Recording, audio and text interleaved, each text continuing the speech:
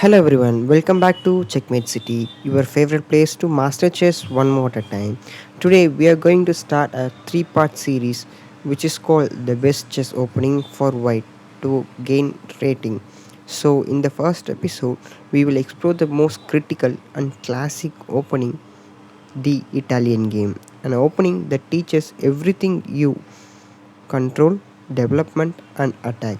So let's dive into the game. The game starts with e4, e5, knight f3, knight c6 and bishop c4. Here white has many ideas as you see. First let me explain to you.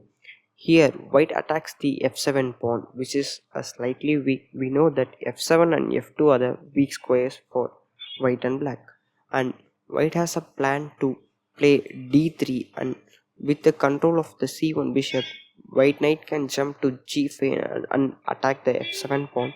So there is a simple idea but a critical idea for white is there, but black continue the game with knight f6 which stop everything. Right here he attacks the e4 pawn and white replay with d3. Black play the move d5 which opens the center. Yeah, it's a great move by black. He directly opens the center with a d pawn. White replay with e takes d5 and knight takes d5. Black recaptures controlling tension. Right, he controlled the dark squares in the center d5 and e5. So white replay with castle and black play the move knight b6 which is not a great move. It just only do the job like attacking the c4 bishop, but it does not have any scope. It can go to again d7, again he have to reread to c5. He has some ideas, but it isn't slightly not a great move. White replay with bishop b5. He pins the knight. Right, c6 knight was pinned with the king, and bishop d6 was played to support the e5 pawn, because in the last move the e5 pawn is weak. If he plays some moves like h6, then knight takes e5 is coming because of the pin. Right, because of this pin the e5 pawn was not supported. So here bishop b5 was played and bishop d6 was played to support the e5 pawn, but here white played the brilliant move which is knight takes e5. Right, it's a great move because it sacrifices the knight. Right, the idea behind this move was if bishop e5, then rook e1.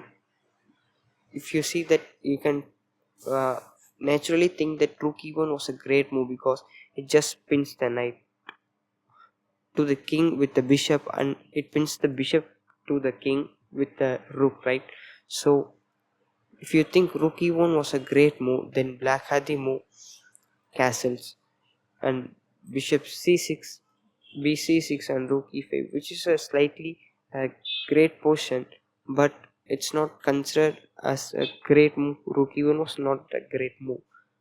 Beside that, white play the move bishop c6, bc6 and rook e1. Now rook e1 was a great move because if f6 or some other things, if you support the bishop with these pieces, you can be played with d4, or you can play the move like queen e2. So these are the moves can be played to get back the piece. Right, here black play the move queen e7. White continues with f4. Bishop d4 was played. King h1, bishop e6. You think that if it can be easily to get the piece back, right? You can get easily get the bishop back, right?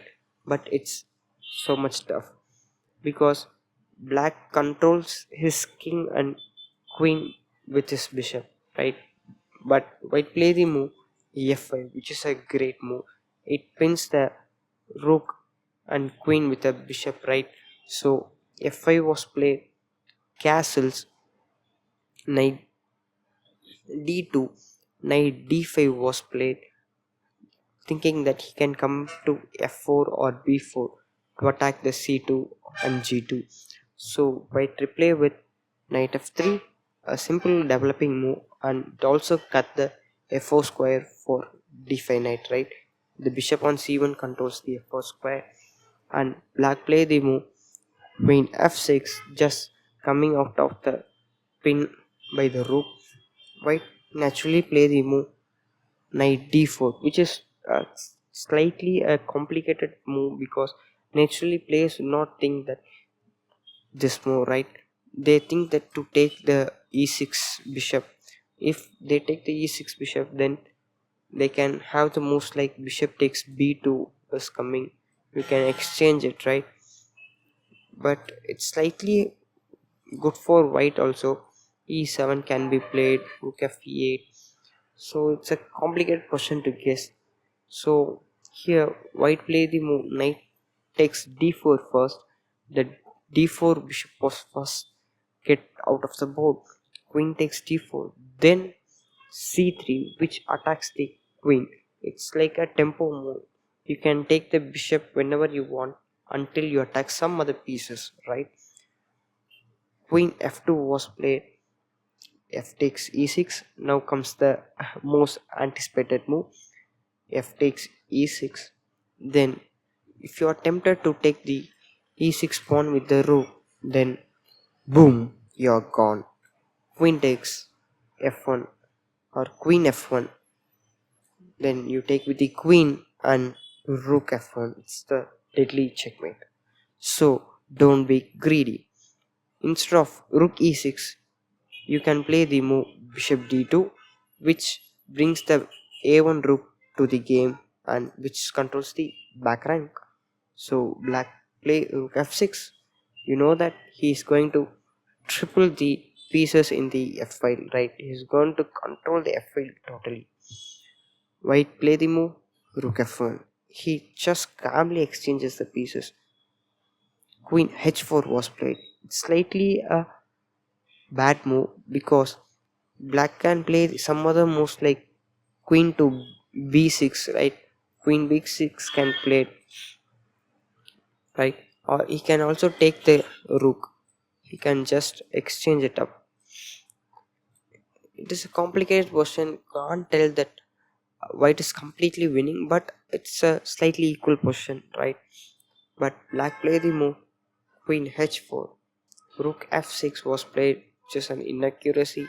He can play some other moves like c4 because the knight do not have any squares, right? b4, c3, e3, f4 are control. So f6 also not available. He only goes to b6, right? If knight b6, then a4 also not occupied. So he can't come out to a4 also because of the queen. So he has to again play the knight to d7 and come to e5. It takes time. So c4 was a great move, or he can go to e7. It's not a problem, but it's not a great move according to engine because it has super ideas, right? g3 is coming up and he can triple up the pieces in the f file, right? So there are things. Rook f6, queen f6, then queen e2. Simply he moves the queen. Rook f8 was played. He plays the move rook e1 because he thinks that he want to attack the e6 pawn, right? Then black play the move e5. King g1 was played, and you know that why this move was played after the execution of the next move, right? Black play the move knight f4. Here white play bishop f4, which is a great move because this simply d2 bishop does not do anything, so he exchanged it. Queen f4 and he played the move rook f1, which is simply a mistake. But as a human, you think that just exchange the pieces and go to the end game. Instead of rook f1, he can also play the move like h3, right? h3 can be played, or with the two pieces he can continue the game, but he thinks that he want to exchange the two pieces, right? And play the move. Here play the move rook f1. Black simply chop off the piece, right? They go for the exchange, but it's slightly plus for white. It's nearly a zero point 0.5 plus for white, because of the game is going to be win by white. You will see why. C4 was played. King f2, king f7, king f3, king f6, then king e4, king e6 was played, and g4 was played. c6, a4, which is slightly a mistake, and it completely goes back to draw. If black play the move, one and only move g5. If he does not play this move, then the draw is not possible. But black play the move g6, which is a deadly loose move, right? Just a one square before is completely draw, and one square behind that is completely lost.